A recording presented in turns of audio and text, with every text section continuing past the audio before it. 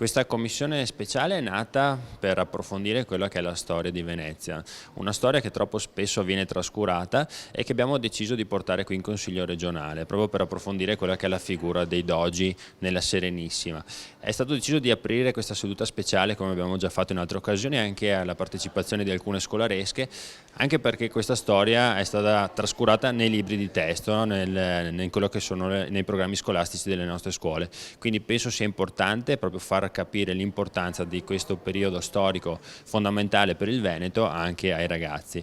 Abbiamo anche la presenza di Tesserin, decano del Consiglio regionale per molti anni, procuratore di San Marco, che ci ha invitato a visitare la Basilica di San Marco a un mese dell'Acqua Granda per verificare quelli che sono stati i danni in questa struttura veramente importante per tutti i veneti e anche per vedere dove andranno i fondi che il Consiglio regionale ha destinato in bilancio proprio per andare a recuperare questi danni. Il dato che ha sconvolto di più, che ci sta creando più danni, è la lunghezza dei giorni in cui abbiamo avuto alta marea.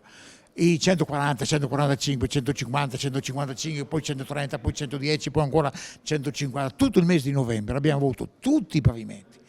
E tutto quello che vuol dire i pavimenti di una basilica come quella di San Marco, dove non c'era il tempo materiale perché la salsedine venisse espulsa, per cui si sono accumulati giorni e giorni e giorni di danni drammatici e noi stiamo cercando di capire questo danno dove ci porta. Siamo preoccupatissimi per quello che è capitato nella Caraimità, che era in sicurezza da 30 anni e che ha avuto l'inondazione del di sopra per la forza del vento e delle acque.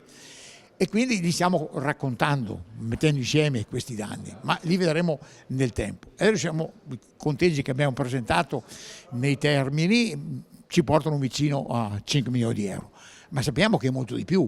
I danni che per esempio avremo nei mosaici, che sono tutti fortunatamente in cima, si verificano perché la salsedine risale lungo i mattoni, gli intonaci che poi vengono, che nel tempo noi vediamo già le parti che cominciano ad ammalorarsi, no? E cerchiamo di fare del nostro meglio. E siamo qua oggi anche nella convinzione che le nostre istituzioni non ci abbandoneranno. I consiglieri regionali oggi vengono a visitare la Basilica, si renderanno conto attraverso questa visita di quello che è lo stato in essere, avremo modo di toccare con mano questa realtà, ma anche insieme le grandi bellezze che ci sono a San Marco. Io dico sempre il Veneto è la grande regione che è perché all'interno ha un patrimonio culturale immenso, di cui San Marco è una parte importante, ma non è esclusiva. Io dico sempre, pensiamo a tutte le chiese che ci sono a Venezia, pensiamo a tutte le chiese che ci sono nella realtà della laguna di Venezia, ma pensiamo a tutte le chiese che ci sono nella realtà di tutto il Veneto.